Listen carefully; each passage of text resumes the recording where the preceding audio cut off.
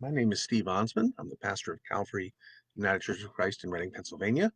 We're an open and affirming congregation. I'm glad you're watching or you're sharing this, and I hope it's helpful to you. Okay, so today's question, it's anonymous. I get a lot of those. Um, if the death of Jesus was part of a plan, why was Judas treated so badly? Wonderful question. Um, I chose to do this now, of course, because it's timely. It's Holy Week, and we're going to go into the drama of Thursday and Friday. So it's an important question, and it matters because it's inconsistent how Judas is treated, and I think it's important to try to understand it. So on the one hand, if you think the death of Jesus was foreordained by God as part of an eternal plan from before people existed. But then on the other hand, you want to blame Judas for turning Jesus over to the Romans. That's inconsistent, right? I mean, if Judas was a puppet in this plan, then it's not his fault, right? So, uh, and if it's God's plan, it can't be his fault. And if Judas was doing this on his own free will, then it can't be part of a plan, right? That makes sense. So let me go deeper. First, let me lay out how we understand the death of Jesus in reverse. Jesus was, we know historically, beaten and crucified. Um, it doesn't matter if other religions say that he wasn't, because we know historically it's true based on the writings of a guy named Josephus, who lived after Jesus. Jesus was killed by the Roman government. Crucifixion was a Roman form of um, killing criminals, and they were in collusion with some of the Jewish leadership, not all. The whole world didn't go after him, right?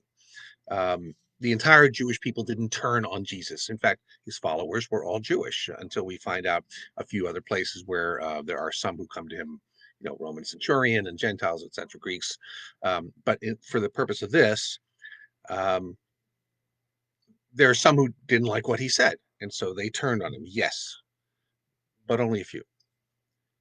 So before that, of course, Judas is betrayed. Uh, Jesus is betrayed by Judas.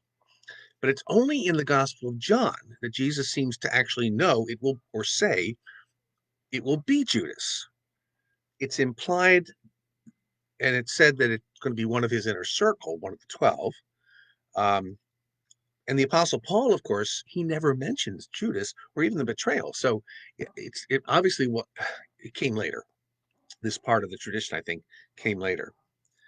The whole world was not following Jesus, and that's the sort of the explanation.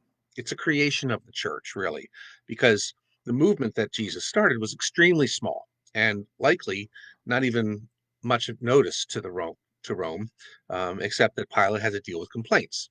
It was an uneasy thing going on there. And the crucifixion of Jesus was not unique.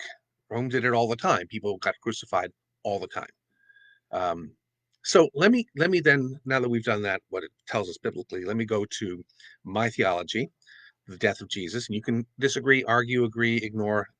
You know, I think it makes sense theologically.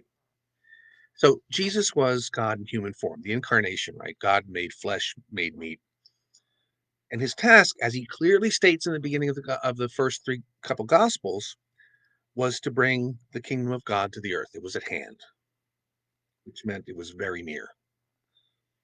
Jesus also felt a sense of urgency. A lot of times things are just like done immediately. Um, and he sends out his followers to tell the good news that the kingdom was coming back, that the restoration of Israel was going to happen. Now, of course, this was interpreted by some as being armed rebellion against Rome, destroying the temple, all that sort of stuff. But we really don't know. That's not actually very clear. Um, it was the restoration of Israel as its own nation, coming out from underneath Rome. Later on, Gentiles were included, but not initially. Um, Jesus, I'm sure, knew that the work he did, as happens to so many prophets, the work that he was doing would get him killed. But in the end, we know, as he's on the cross, as he's in the garden, he feels betrayed by God. by his friends. Of course, they all desert him, except the women who were fairly close. And his religion. I think he was sad about that, betrayed by them too. Um, his move to Jerusalem, the place where prophets speak truth to power and where they die, as he says, was to push to make this happen. So Jesus was murdered by people. Acts 2, right after the Pentecost experience, does say it's part of a plan. Sure, I mean, that became the theology of the church later. Um, but it also says that it was the people who killed Jesus, but it was God who raised him, having freed him from death, because it was impossible for him, Jesus, to be held by its power, death's power. So Jesus was resurrected as an answer to human sin. People murdered Jesus, but God raised him, showing that death is not stronger than God. We have that idea. Oh, oh, death, where is your victory?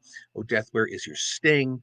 Thanks be to God for the resurrection of Jesus Christ. So, yes, I think, again, taking the biblical witness and all the historical stuff that goes with it, I think Judas was to blame for his actions, that every person has free will. And if you've watched these before, this is sort of a drum that I beat regularly.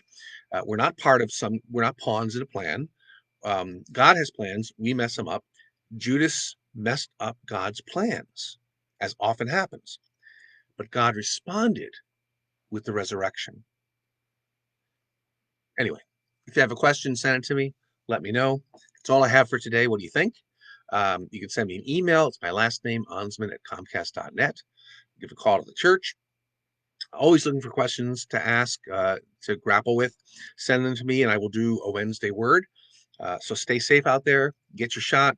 Wash your hands. Keep your distance. Wear your mask. And I will see you next week. Have an amazing Holy Week.